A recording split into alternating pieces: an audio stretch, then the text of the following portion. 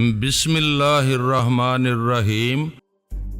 وہ اپنے اکابرین سے وعدے کرنے کے بعد اپنے بنگلے میں واپس آیا، سیدھا بیڈ روم میں پہنچا۔ بیڈ روم خالی تھا، سونے کی چڑیا اڑ گئی تھی۔ وہ یقین نہیں کر سکتا تھا کہ وہ تنویمی عمل کا مضبوط پنجرہ توڑ کر جا سکے گی۔ اس نے باتھ روم میں دیکھا، پھر پورے گھر کا چکر لگاتا رہا اور اسے آوازیں دیتا رہا۔ پھر اس نے جھنجھلا کر سوچا، میں اس کا پٹھا ہوں، اس کے خیالات پڑھ کر معلوم کر سکتا ہوں کہ وہ کہاں ہے، لیکن ایسا نہ کر کے خواہ مخواہ اسے ڈھونڈتا پھر رہا ہوں۔ اس نے خیال کھونے کی پرواز کی، اس کے دماغ میں پہنچا، پھر واپس آ گیا۔ اس نے سانس روک لی تھی، اس کا دل ڈوبنے لگا۔ پارس کے بعد ایک اور بڑا مہرہ اس کے ہاتھ سے نکل رہا تھا، بلکہ نکل چکا تھا۔ اس نے دوسری بار اس کے دماغ پر دستک دی۔ اس نے فوراً سے نہیں بگایا، حقارت سے بولی، کبھی تیرے باپ نے بھی تنویمی عمل کیا تھا، چل بھاگ یہاں سے، آئندہ کبھی پہاڑوں سے نہ ٹکرانا۔ ہش! اس نے سانس روک لی۔ وہ واپس اپنی جگہ آ گیا، غصے سے چیخنے لگا، کمرے کی چیزیں اٹھا اٹھا کر پھینکنے اور توڑنے لگا۔ وہ حیران تھا یہ سب کیا ہو رہا ہے اور کیسے ہو رہا ہے۔ جسے وہ پارس سمجھ رہا تھا وہ پارس فرار ہو گیا تھا۔ سارے حفاظت اقدامات دھرے کے دھرے رہ گئے تھے۔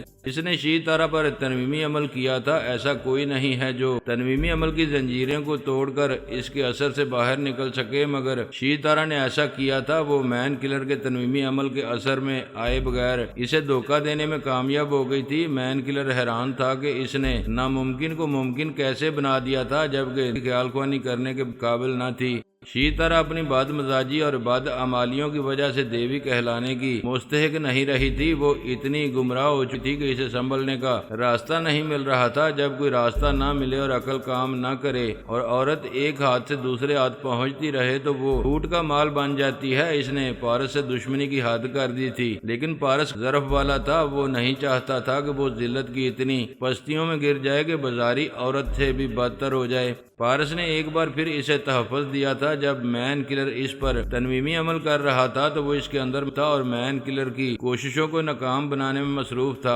جب وہ ناکام عمل کرنے کے بعد اسے تنویمی نیند سونے کے لیے چھوڑ کر گیا تو پارس نے اسے کہا، میں نے تمہارے ساتھ کچھ اچھا وقت گزارا ہے، میرے ضمیر نے یہ گوارا نہیں کیا کہ میں تمہیں سنبھلنے کا آخری موقع بھی نہ۔ کہنا کیا چاہتے ہو؟ کیا یہ تمہاری سمجھ میں نہیں آیا کہ دشمن کے تنویمی عمل سے کیسے محفوظ رہی ہو؟ اچھا تم میرے کام آئے ہو، میں سمجھ رہی تھی فورس میری مدد کر رہا ہے۔ تمہارا یار عین وقت پر نہ پہنچ سکا، میں بھی نہ پہنچتا تو کیا ہوتا؟ یعنی مین کلر کے بیڈ روم میں رہنے کا ارادہ تھا؟ کہو تو اس کے بیڈ روم میں واپس پہنچا دوں؟ فضول باتیں نہ کرو، تمہاری یہ بری عادت ہے، تھوڑا سا کام آ کر پہاڑ جیسا احسان جتاتے ہو۔ اچھا تو وہ تمہارے حسن و شباب سے کھیلتا رہتا تو یہ تھوڑی سی بات ہوتی۔ چلو مانتی ہوں کہ تم نے میری عزت بچائی ہے، اس کا یہ مطلب تو نہیں ہے کہ تم تانے دینا شروع کر دو۔ میرے تانوں کی حقیقت کو سمجھو۔ پہلے تم نے ایک بن کر اپنے آپ کو اب میرے حوالے کیا، پھر ایک معشوق بن کر اپنا جسم پورس کے سپرد کر دیا، اور آج داشتہ بن کر مین کلر کے بیڈ روم میں رہنے والی تھی۔ کیا تمہیں اس بات کا احساس نہیں ہے کہ تم دیوی کے مقام سے گرتے گرتے بازاری عورت بنتی جا رہی ہو؟ تم میری توہین کر رہے ہو۔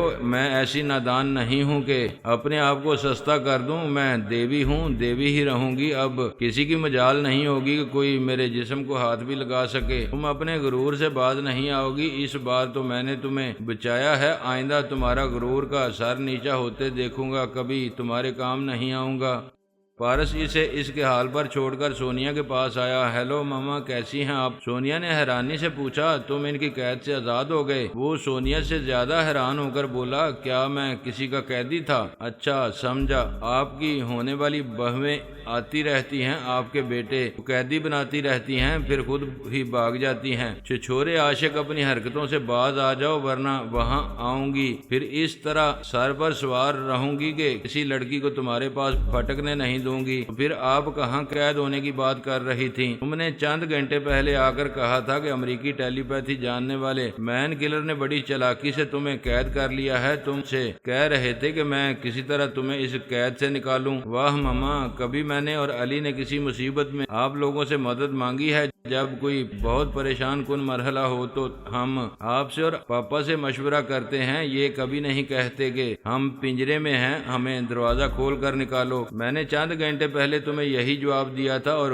کہا تھا کہ خود اپنی ذہانت اور چالاکی سے رہائی حاصل کرو۔ تو عجب ہے آپ دھوکہ کھا گئیں۔ ایک نکال پارس بن کر آپ کے پاس آیا ہوگا، شاید آپ نہیں جانتی وہ میرا ہم شکل ہے، میری طرح بولتا ہے، میری طرح حرکتیں کرتا ہے، وہ اتنا کامیاب نکال ہے کہ آپ بھی اسے پارس سمجھ بیٹھی تھی۔ پھر تو وہ مسائل پیدا کر سکتا ہے، جہاں چاہے گا پارس بن کر واردات کرے گا۔ دشمن تمہیں ان وارداتوں کا ذمہ دار سمجھیں گے اور وہ رپوش رہ کر تماشا دیکھتا رہے گا۔ ہاں وہ ایسا کرے گا، لیکن خود بھی پھنستا رہے گا۔ چند گھنٹے پہلے گرفتار ہونے کے بعد اپنی صفائی پیش کر رہا تھا کہ وہ پارس نہیں ہے، پورس ہے، لیکن مین کلر اور امریکی اکابرین نے اسے پارس ہی سمجھ کر قیدی بنایا تھا۔ وہ میرا ہم شکل ہونے کی سزا پا چکا ہے۔ کیا وہ ابھی تک قید میں ہے؟ سنا ہے فرار ہو چکا ہے۔ بڑے سخت حفاظتی انتظامات میں اسے قیدی بنا کر رکھا گیا تھا۔ اس کا مطلب ہے وہ صرف تمہارا ہم شکل نہیں ہے، تمہاری طرح ذہین اور حاضر دماغ بھی ہے۔ ماما، میں نے ایک امریکی فوجی افسر کے خیالات سے معلوم کیا ہے، اسے ایسی جگہ قید کیا گیا تھا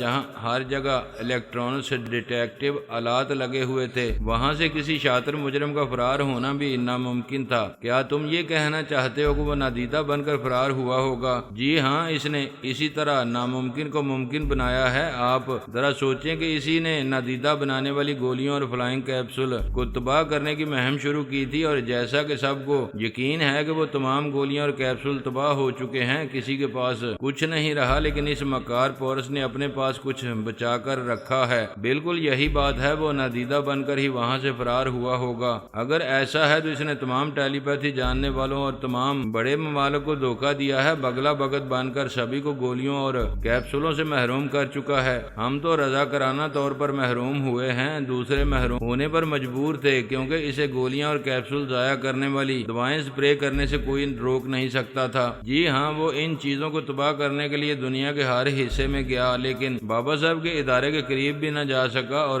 نہ ہی آئندہ کبھی دوائیں سپرے کرنے کے لیے ہمارے ادارے کا رخ کر سکے گا۔ میں جا رہا ہوں، یہ معلوم کروں گا کہ پورس نے وہ گولیاں اور کیپسول چھپا کر رکھے ہیں یا واقعی اتنا ذہین اور حاضر دماغ ہے کہ الیکٹرانک ڈیٹیکٹیو آلات کے سامنے سے گزر کر گیا اور کوئی اسے دیکھ نہ سکا۔ یہ بھی ہو سکتا ہے کہ اس نے ان آلات کو پہلے نکارا بنا دیا ہو۔ بہرحال میں معلوم کروں گا۔ وہ سونیا کے دماغ سے چلا گیا۔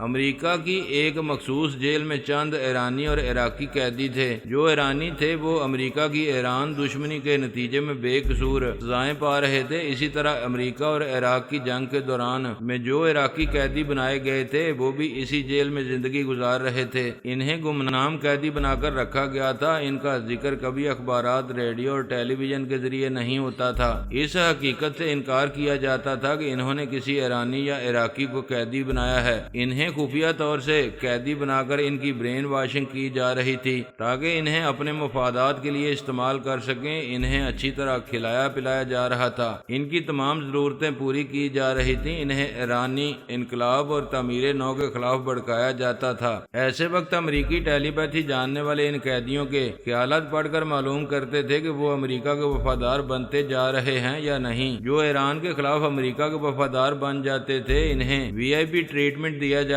تھا، رہنے کے لیے بنگلے اور گھومنے کے لیے گاڑیاں دی جاتی تھیں۔ وہ عیش و عشرت کے عادی بن کر تقریب کاری کی ٹریننگ حاصل کرتے رہتے تھے۔ ان قیدیوں میں ایک خطرناک قیدی زرگام تھا۔ نہایت شفاق قاتل ہونے کے علاوہ وہ بے انتہا چلاک اور مکار بھی تھا۔ مین کلر اس کے خیالات پڑھتا رہتا تھا۔ وہ دولت مند بننے اور عیش و عشرت کی زندگی گزارنے کے لیے کچھ بھی کر سکتا تھا۔ وہ پہلے ہی قتل اور طرح طرح کی وارداتوں میں ملوث تھا۔ ٹریننگ سینٹر میں تربیت حاصل کرتے کرتے اس میں دہشت گردی اور تخریب کاری کی پختگی آ گئی۔ جب اس نے ٹریننگ حاصل کر لی اور مین کلر کو اس پر پورا اعتماد ہو گیا تو اسے ٹرانسفارمر مشین سے گزار کر ٹیلی پیتھی سکھائی گئی۔ اسے سونیا کے حالات زندگی پڑھنے کو دیے۔ اس نے سونیا کی تحریری ہسٹری پڑھنے کے علاوہ اس کی ویڈیو فلمیں بھی دیکھیں اور سونیا کی تمام حرکات و سکنات کو ذہن نشین کرتا رہا۔ آخرکار مین کلر نے تمام اکابرین سے کہا، میں زرگام نامی ایک خطرناک شخص کو ایران بھیج رہا ہوں وہ سونیا کو وہاں سے بھاگنے پر مجبور کر دے گا یا پھر اسی زمین پر اس کی قبر بنا دے گا۔ فوج کے ایک اعلیٰ افسر نے کہا یہ تمہاری دانش مندی ہے کہ خود اس کے مقابلے پر نہیں جا رہے ہو، کسی قابل اعتماد ماتحت کو بھیج رہے ہو۔ میں دن رات درگام کے دماغ میں آتا جاتا رہوں گا اور اسے گائیڈ کرتا رہوں گا۔ سونیا کے خلاف پھر وہی مشن تھا، کل اور بی کلڈ، اسے مار ڈالو یا مر جاؤ۔ مشن کا سربراہ مین کلر تھا، اس نے جو پلاننگ کی تھی اس کے مطابق زرگام ایران آ گیا۔ وہاں اس نے خود کو پرانا ایرانی باشندہ ظاہر کیا اور یہ غلط نہیں تھا، وہاں اس کے باپ دادا کی زمین جائیداد تھی۔ ایرانی افسران نے اس کے بیان کے مطابق پرانی فائلوں کی جانچ پڑتال کی، اس کے باپ دادا کے نام سے جو فائلیں تھیں اس سے ثابت ہو گیا کہ وہ صاحب جائیداد ایرانی ہے۔ اس سے پوچھا گیا کہ وہ اب تک کہاں تھا، اس نے جواب دیا کہ اب تک امریکہ کی ایک خفیہ جیل میں تھا۔ چند قیدیوں نے جیل سے فرار ہونے کا منصوبہ بنایا تھا، وہ بھی اس منصوبے میں شامل ہو کر بڑی جدوجہد کرتے ہوئے جیل سے نکل آیا تھا۔ اس نے ایک ٹھوس اور جامع کہانی مرتب کی تھی، اس کہانی میں کہیں جھول نہیں تھا، سب نے یقین کر لیا کہ وہ امریکہ سے بڑی مشکلات کا سامنا کرتا ہوا ایران پہنچا ہے۔ جب متعلقہ افسران کو ہر طرح یقین آ گیا تو اس کی زمین اور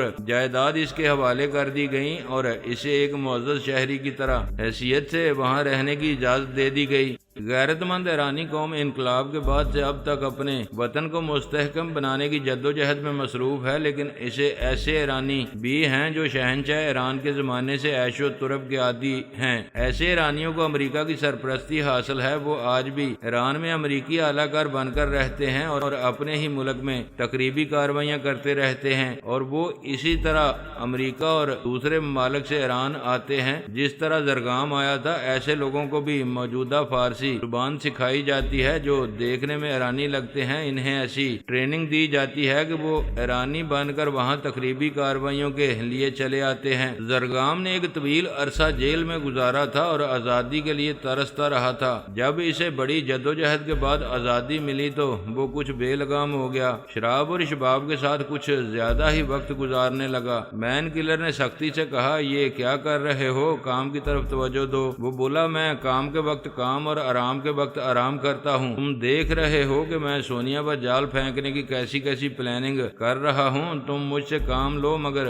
میرے ذاتی معاملات میں نہ بولو۔ وہاں کئی ایسے اعلی کار تھے جو امریکہ کے زر خرید غلام تھے، وہ زرگام کے حکم کے مطابق سونیا کی رہائش گاہ کا سراغ لگا رہے تھے اور سونیا کے ٹیلی پیتھی جاننے والے ماتحتوں تک پہنچنے کی کوششیں کر رہے تھے۔ اسی طرح وہ کام بھی کر رہا تھا اور شراب و شباب سے دل بھی بہلا رہا تھا۔ اس کے لیے حسین عورتوں کی کمی نہیں تھی، جو حسینہ اس کی نگاہوں میں سماتی تھی اسے ٹیلی پیتھی کے ذریعے ٹریپ کر لیتا تھا، جس سے دل بھر جاتا تھا، اسے رخصت کر دیتا تھا۔ عیاش لوگوں کے لیے عورت محض ایک کھلونا ہوتی ہے، وہ کبھی عشق کی بیماری میں مبتلا نہیں ہوتے، لیکن بعض عیاش لوگوں کی زندگی میں کوئی ایک ایسی ہستی آ جاتی ہے جس کی طرف بے اختیار کھینچے چلے جاتے ہیں، خود پر ہزار قابو پانے کے باوجود کے دیوانے بن جاتے ہیں۔ زرگام نے ایک ایسی ہی ایرانی دوشیزہ کو دیکھا جسے دیکھنے کے بعد دنیا کا سارا حسن پھیکا نظر آنے لگا، جس سے محبت ہوتی ہے اس پر جبر نہیں کیا جاتا۔ اس نے فیصلہ کیا کہ اس حسینہ پر کسی طرح کا جبر نہیں کرے گا، اسے اپنی خوب روئی اور مردانگی سے متاثر کرے گا، اس طرح وہ خود اپنی مرضی سے اس کے پاس چلی آئے گی۔ اس کا نام شیریں تھا، اس کے خیالات پڑھنے سے پتا چلا کہ وہ نیک پارسا اور عبادت گزار ہے، وہ کسی ایسے مرد کو پسند کرنا چاہتی تھی جو اس سے نکاح پڑھوائے اور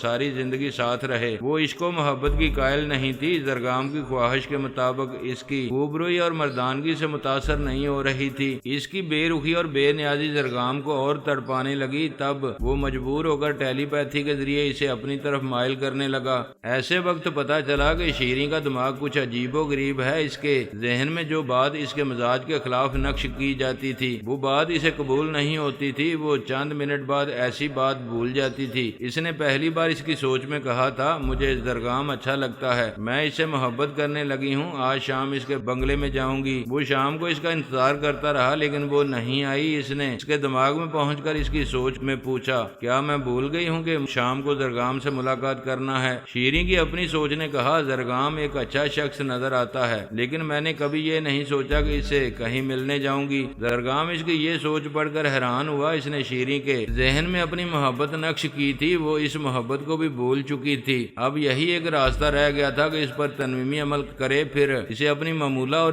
کنیز بنا کر اپنے پاس رکھے۔ لیکن ان دنوں وہ سونیا کے خلاف بہت مصروف ہو گیا تھا۔ رات کو اپنی تھکن مٹانے کے لیے شراب پیتا تھا اور پینے کے بعد شیریں پر تنویمی عمل کرنے کے قابل نہیں رہتا تھا۔ مین کلر نے پھر ایک بار سختی سے کہا، تم وقت ضائع کر رہے ہو، تم نے اب تک سونیا کا سراغ نہیں لگایا ہے۔ سونیا کوئی ایسی ویسی ہوتی تو میں اسے تلاش کر لیتا، تم جلدی نہ کرو، تمہاری بہتری کے لیے جلدی کر رہا ہوں۔ اکثر ایسا ہوتا ہے کہ مخالفین اسے تلاش کرتے رہتے ہیں اور وہ بلا او سونگ کر ان کے قریب پہنچ جاتی ہے۔ تم 90% اس بات کا یقین رکھو کہ وہ تمہارے قریب پہنچ گئی ہوگی یا پہنچنے والی ہوگی۔ تم یہ کہہ کر مجھے دہشت زدہ کرنا چاہتے ہو وہ میرے آس پاس کہیں موجود ہے۔ کیا میں ڈرپوک بچہ ہوں؟ میں وہی کہہ رہا ہوں جو اب تک ہوتا آیا ہے۔ وہ بلا اپنے مخالفین کی دکھتی راہ کو پکڑ کر اچانک ان کے سامنے پہنچ جاتی ہے۔ حسین عورتیں تمہاری کمزوری ہیں، میرا مشورہ ہے کہ کسی حسینہ سے دوستی نہ کرو۔ سونیا ایسی عورتوں کے ذریعے تمہارے گھر تک پہنچ جائے گی۔ میں تمہارے مشورے پر عمل کروں گا۔ ویسے میں سونیا کو نکالنے کی ایک ترکیب پر عمل کر رہا ہوں۔ وہ ترکیب کیا ہے؟ میں نے تہران کے ایک بڑے قبرستان میں زمین کا ایک بہت بڑا حصہ خریدا ہے اور وہاں ایک شاندار مقبرہ بنوا رہا ہوں۔ یہ مقبرہ بنوانے کی کیا تک ہے؟ قبرستان کی انتظامیہ نے بھی یہی سوال کیا تھا۔ میں نے جواب دیا ہے کہ ایک عورت میرے بدترین دشمن ہے، وہ میرے ملک کو بھی نقصان پہنچانا چاہتی ہے۔ میں اسے شاندار موت دوں گا اور اس شاندار مقبرے میں اسے دفن کروں گا۔ تم سے پوچھا گیا ہوگا کہ وہ عورت کون ہے؟ مجھ سے پوچھا جا رہا ہے۔ میں یہ کہہ کر ٹال دیتا ہوں کہ جب وہ دفن کی جائے گی تو اسے سبھی دیکھ لیں گے۔ تدبیر اچھی ہے۔ کسی دشمن عورت کی بات پر سونیا تجسس میں مبتلا ہوگی، تم سے براہ راست یا بالواسطہ رابطہ کر سکتی ہے۔ ہو سکتا ہے تمہاری یہ تدبیر کارگر ثابت ہو۔ وہ ضرور اپنے آدمیوں کے ذریعے رابطہ کرے گی۔ وہ مقبرہ تیزی سے تعمیر ہو رہا تھا اور جلد ہی پایا تکمیل کو پہنچنے والا تھا۔ ایسے وقت زرگام نے سوچا کہ آج رات شیریں پر تنویمی عمل کر کے اسے اپنی معمولہ اور کنیز بنائے گا۔ وہ جتنی حسین تھی اتنی ہی پر اسرار بھی تھی۔ پوری طرح اس کی ٹیلی پیتھی کی گرفت میں نہیں آتی تھی۔ اس نے تنویمی عمل کرنے کے لیے اسے ٹیلی پیتھی کے ذریعے گہری نیند سلانے کی کوشش کی۔ اس وقت وہ سونا نہیں چاہتی تھی، اس لیے ٹیلی پیتھی کے اثر سے چند منٹ کے لیے سوتی تھی، پھر بیدار ہو جاتی تھی۔ اس کا دماغ اپنے مزاج کے خلاف کوئی بات قبول نہیں کرتا تھا۔ آخر اس نے انتظار کیا۔ جب وہ خود ہی گہری نیند میں ڈوب گئی تو وہ اس پر تنویمی عمل کرنے لگا۔ گہری نیند میں اس کا دماغ اس سے متاثر ہو رہا تھا۔ وہ تنویمی عمل کے مرحلے سے گزرتے ہوئے اس کی معمولہ اور کنیز بن گئی۔ زرگام نے کچھ عرصہ پہلے ٹیلی پیتھی سیکھی تھی۔ وہ نہیں جانتا تھا کہ انسانی دماغ کے اندر کیسی بھول بھلیاں ہوتی ہیں۔ اس نے کئی حسیناؤں کو ٹیلی پیتھی کے ذریعے ٹریپ کیا تھا، کوئی دشواری پیش نہیں آئی تھی، لیکن شیریں کے دماغ میں جا کر وہ الجھ جاتا تھا۔ وہ خیال خوانی کے ذریعے کسی کو بھی جہاں چاہتا تھا بلا لیتا تھا، اس سے اپنی ہر بات منوا لیتا تھا، لیکن شیریں کے معاملے میں ناکام ہو رہا تھا۔ اس کا دماغ چند منٹ کے لیے ٹیلی پیتھی سے متاثر ہوتا تھا، پھر وہ اس کے اثر سے باہر نکل آتی تھی۔ اس نے شیریں پر تنویمی عمل کرنے کے بعد اسے صبح تک آرام سے سونے کے لیے چھوڑ دیا۔ وہ خود پینے کے بعد گہری نیند سو گیا تھا۔ اس نے دوسری صبح قبرستان جا کر اس مقبرے کو دیکھا۔ وہ تقریباً مکمل ہو چکا تھا۔ اس نے مقبرے کے اندر بیٹھ کر سوچا، آج شیریں کو گھر بلانا چاہیے، اس کے ساتھ رومانی لمحات گزارنے چاہیے۔ اس نے خیال خوانی کی پرواز کی۔ شیریں کے اندر پہنچ کر بولا، جانے من کیسی ہو؟ اس نے پوچھا، تم کیسے ہو اور کیوں آئے ہو؟ اب تو میں تمہارے ہی پاس آیا کروں گا کیونکہ تم میری جاگیر ہو۔ مجھے اپنی جاگیر کیوں کہہ رہے ہو؟ کیا تم نے مجھے خرید لیا ہے؟ تم نہ خریدی جانے والی چیز ہو اور نہ ہی طاقت سے حاصل کی جا سکتی ہو۔ میں نے تمہیں ٹیلی پیتھی کے ذریعے اپنی معمولہ بنایا ہے، اب تم میرے اختیار میں رہو گی۔ وہ کچھ سوچ کر بولی، ہاں مجھے یاد آ رہا ہے، پچھلی رات کوئی ٹیلی پیتھی جاننے والا میری ہمزاد کے دماغ پر تنویمی عمل کر رہا تھا۔ زرگام نے حیرانی سے پوچھا، کیا میں نے تمہارے دماغ پر عمل نہیں تمہاری ہمزاد کے دماغ میں عمل کیا تھا؟ مجھے واضح طور سے بتاؤ کہ میں اس وقت شیریں کے دماغ میں ہوں یا اس کی ہمزاد کے دماغ میں؟ تم شیریں کے دماغ میں ہو اور اس کی ہمزاد سے گفتگو کر رہے ہو۔ کیا اتنی سی بات تمہاری سمجھ میں نہیں آ رہی ہے کہ ہمارا اور ہمارے ہمزاد کا دماغ ایک ہی ہوتا ہے؟ اگر تم ایک سے بات کرو گے تو دوسری کو خبر ہوگی۔ تم نے میری ہمزاد پر عمل کیا تھا تو میں محتاط ہو گئی تھی اور اسے تمہاری تنویمی عمل کے اثر سے بچاتی رہی تھی۔ اس کا مطلب ہے میرا تنویمی عمل ناکام رہا ہے۔ ناکام تو ہوگا، کامیابی تو اس وقت ہوگی جب تم مجھ پر اور میری ہمزاد کے دماغ پر بیک وقت تنویمی عمل کرو گے، یہ تو ممکن نہیں ہے۔ میں نے کبھی یہ نہیں سنا کہ کوئی عمل بیک وقت دو افراد کے دماغوں پر عمل کرتا ہو۔ ویسے تم نے ابھی کہا تھا کہ تم دونوں کے دماغ ایک ہیں۔ ایک ہیں نہیں، ایک جیسے ہیں۔ اس کا دماغ اس کے ساتھ ہے، میرا دماغ میرے ساتھ ہے، لیکن مزاج ایک ہیں۔ ہماری سوچ ایک ہے، جو میں سوچتی ہوں وہی وہ سوچتی ہے، اور جو وہ چاہتی ہے وہی بات میرے دماغ میں پیدا ہوتی ہے۔ ہمارا وجود الگ ہے مگر دماغ ایک جیسے ہیں۔ تم واقعی عجیب و غریب ہو، مجھے معلوم کرنا چاہیے کیا تمہارے جیسے دماغ بھی اس دنیا میں ہوتے ہیں؟ اس نے خیال خوانی کے ذریعے مین کلر کو مخاطب کیا، اسے شیریں کے بارے میں تفصیل سے بتایا، اس کی دماغی کیفیات بھی بتائیں، پھر پوچھا کیا ہماری دنیا میں ایسے افراد بھی ہیں جن پر تنویمی عمل کرنے کے لیے لازمی ہوتا ہے کہ ان کے ہمزاد کے دماغ پر بھی عمل کیا جائے؟ مین کلر نے کہا میں نے ایسے افراد اور ہمزاد کے متعلق کبھی نہیں سنا ہے۔ اگر شیریں ایسی ہے تو پھر ہمارے لیے عجوبہ ہے، مجھے اس کے دماغ میں لے چلو۔ مین کلر زرگام کے دماغ میں آیا، زرگام اسے شیریں کے اندر لے گیا۔